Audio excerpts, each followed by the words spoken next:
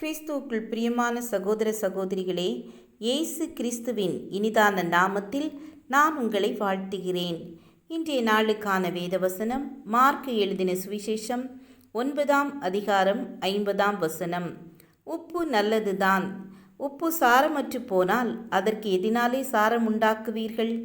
உங்களுக்குள்ளே உப்புடையவர்களாயிருங்கள், ஒருவரோடொருவர் சமாதானம் உள்ளவர்களாயும் இருங்கள். ஒரு கிராமத்தில் ஒரு சிறிய பள்ளிக்கூடம் இருந்தது. அங்கே ஒரு ஆசிரியர் இருந்தார். ஒரு நாள் அவர் குழந்தைகளுக்கு வாழ்க்கையின் முக்கிய பாடங்களை சொல்லிக் கொடுக்க விரும்பினார். அவர் ஒரு டம்ளரில் தண்ணீர் எடுத்து மாணவர்களை சுவைக்க சொன்னார். அது மிகவும் சுவையாக இருந்தது. அதில் சிறிது உப்பை சேர்த்தார். மாணவர்கள் இப்பொழுது தண்ணீரை சுவைத்தபோது அது நன்றாக இருந்தது. ஆனால் அத்தண்ணீரில் அதிக உப்பு சேர்க்கப்பட்டதும் அது சுவைக்க முடியாத அளவுக்கு உப்பானது. ஆசிரியர் கூறினார், நம்முடைய வாழ்க்கையும் இதுபோலத்தான். கடினமான நேரங்களில் நம்முடைய குணமும் நம் செயல்களும் ஒருவருக்கொருவர் விட்டு கொடுக்கும் உப்பாக இருக்க வேண்டும். ஒருவரை ஒருவர் தாக்கி கொள்ளக்கூடாது.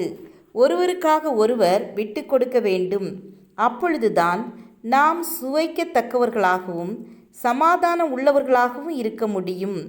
ஆனால் நம் வாழ்க்கையில் மாறுபாடுகள் அதிகமாக இருந்தால் அது மற்றவர்களுக்கும் நமக்கும் சுமையாக மாறும்.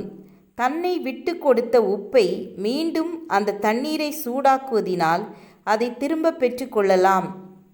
ஆனால் விட்டு கொடுக்காத தண்ணீர் சுவையும் இழந்து விட்டது. அதை மீண்டும் சுவை உள்ள தண்ணீராய் பெற்றுக்கொள்ளவும் முடியாது. உப்பு நல்லதுதான். உப்பு சாரமற்று போனால் அதற்கு எதினாலே சாரம் உண்டாக்குவீர்கள்? உங்களுக்குள்ளே உப்புடையவர்களாயிருங்கள், ஒருவரோடொருவர் சமாதானம் உள்ளவர்களாயும் இருங்கள் என்றார். ஆம், எனக்கு அன்பானவர்களே, நம் மனதில் உண்மையான நல்லெண்ணமும் பொறுமையும் உள்ளவர்களாக இருக்க வேண்டும். மற்றவர்களை மதித்து சமாதானத்தை ஏற்படுத்தும் போது நாம் இயேசுவின் குணத்தை காட்டுகிறோம்.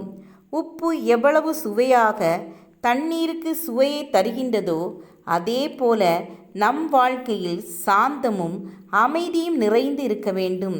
இதுதான் உண்மையான கர்த்தரின் வழியும் மகிழ்ச்சியான வாழ்வின் இரகசியமாக இருக்கும். இவ்வாறு இயேசுவின் வார்த்தையின் வழியே நம் மனதில் உப்பு போல ஒரு சுவையை கொண்ட வாழ்க்கையை வாழ முடியும். நீங்கள் பிறருக்கு உப்பை போல இருந்து நீங்களும் சமாதானமாய் வாழுங்கள். பிறரும் சமாதானமாய் வாழ உதவியாய் காணப்படுங்கள். சமாதானத்தின் கர்த்தர் உங்களோடு கூட இருப்பாராக. ஜெபம் செய்வோம். கிருபையும் இரக்கம் நிறைந்த கர்த்தாவே, நாங்கள் எங்களுக்கும் எங்களோடு இருப்பவர்களுக்கும் சமுதாயத்திற்கும் சுவையுண்டாக்குறவர்களாய் இருக்க கிருபை தாருங்க.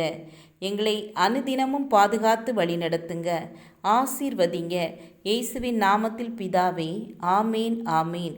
God bless you.